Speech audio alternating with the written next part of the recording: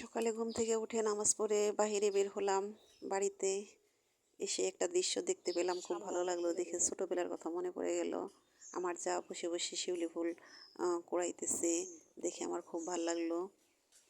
আসসালামু আলাইকুম, শুভ সকাল। কেমন আছেন আপনারা সবাই? আশা করি আল্লাহর অশেষ রহমতে অনেক অনেক ভালো আছেন। আলহামদুলিল্লাহ, আমিও আপনাদের দোয়ায় অনেক। তো বন্ধুরা, দেশ বিদেশে যে যেখান থেকে আমার এই ব্লগ ভিডিওটা দেখছেন, সবাইকে জানাই আমি শিউলি ফুলের শুভেচ্ছা। তো আমি চলে এসেছি আমার এই পাশে। দেখেন, হলুদ গাছে ফুল এসেছে, কি সুন্দর লাগতেছে দেখতেছি হেঁটে হেঁটে। আর ওই দিন যে আমি ডাটা বুনেছিলাম, দেখেন সেই ডাটাগুলো একটু একটু গজিয়েছে, চারা হয়েছে, দেখে খুব ভালো লাগলো। নিজের হাতে বোনা ডাটা গজিয়েছে দেখে আমার তো খুবই ভালো লাগলো। তো ডাটাগুলো আস্তে আস্তে বড় হবে, দেখব, নিজে হাতে তুলে রান্না করব, খুব ভালো লাগবে। আর এই যে সুপারি গাছগুলো দেখতেছেন, এগুলো আমার নিজ হাতে লাগানো। এই বাড়িতে প্রায় গাছগুলোই আমি নিজ হাতে রোপণ করেছি। এটার পাশে আছে একটা বেল গাছ, সে বেল গাছটা অনেক বড় হয়েছে, আগামী কোনো এক ভিডিওতে আপনাদের দেখাবো। এই যে কাঁঠালের চারা, এটাও আমি দিয়েছি, আরও দিয়েছি, এটাও দিয়েছি। আপনারা তো সবাই আমার বন্ধু, সে কারণে এগুলো আপনাদের সাথে শেয়ার করতেছে, আমার খুব ভালো লাগতেছে। আর এই যে দেখেন আমার সিম গাছের অবস্থা।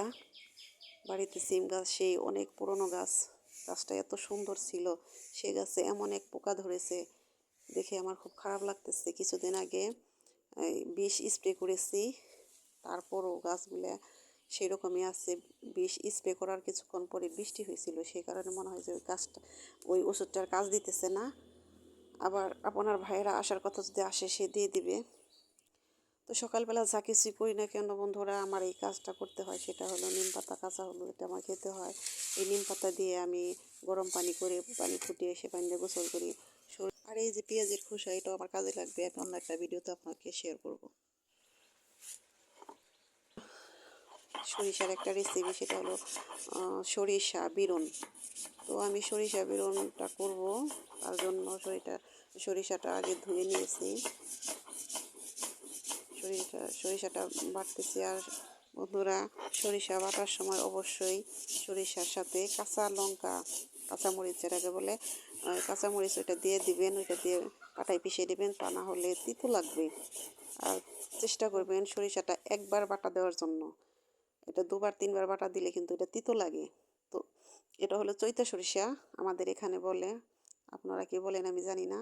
তো এটা আমি বিরন করব, তার জন্য পেঁয়াজ কুচি নিয়েছি, তার মধ্যে দিয়ে দিয়েছি জিরা বাটা, আর হলুদ গুঁড়ো, মরিচের গুঁড়ো, আর হলো ধনিয়া গুঁড়ো হালকা পরিমাণে দিয়েছি। আর সরিষা বাটাটা আমি পানি দিয়ে একটু গুলে নিয়েছি। এখন আমি এগুলো তেলে ভেজে তারপরে সেবার গুলানো যে সরিষা বাটাটা, ওইটা আমি এটার মধ্যে ঢেলে দিতেছি। এখন এটাকে আমি আস্তে আস্তে লাড়াচাড়া করব। এটাতে বেশি পানি দেওয়া যাবে না, তাহলেও তিতো লাগবো। তো এটাকে এখন লাড়াচাড়া করব। লাড়াচাড়া করতে করতে করতে করতে এটার মধ্যে একটা তেল উঠে আসবে। লবণটা দেখে, আর তেজপাতাও দিতে হবে এটার মধ্যে, অবশ্যই একটা গ্রান আসে। তো এভাবে আমি লেড়ে চেড়ে এটাকে নামাবো। এটা গরম ভাত দিয়ে খেলে খুবই ভালো লাগে, অনেক সুস্বাদু একটা খাবার, আপনারা ট্রাই করে দেখতে পারেন। আর অবশ্যই এটা কিন্তু চৈতা সরিষা লাগবে, অন্য সরিষা দিলে খাওয়া যাবে না, তিতা লাগবে। এটা হলো আমার আজকের রেসিপি। আর হলো আমি রুই মাছ বোনা করব, রুই মাছ পেঁয়াজ দিয়ে রুই মাছ বোনা করব শুধু। তার জন্য আমি মাছটা আগে হালকা ভেজে নিতেছি। নেওয়ার পর এর মধ্যে পেঁয়াজ কুচি, আদা রসুন, জিরা বাটা, তার সাথে তেজপাতা, এগুলো দিয়ে ভালো করে ভেজে নেব। কারণ আদা রসুন বাটা তেলে দিয়ে একটু ভেজে না নিলে সেটা একটা গন্ধ আসে, অবশ্যই ভেজে নিতে হবে। এটা সব তরকারির ক্ষেত্রে এটা করতে হয়। তার সাথে আমি সব মশলাই দিয়ে দিতেছি, হলুদ গুঁড়ো, মরিচ গুঁড়ো, আর হলো ধনিয়া গুঁড়ো, সাথে স্বাদ মতো লবণ দিয়ে এটাকে একটু কষিয়ে নিব। যখন তেলটা উঠে আসবে তখন এর মধ্যে পানি দিয়ে দিব।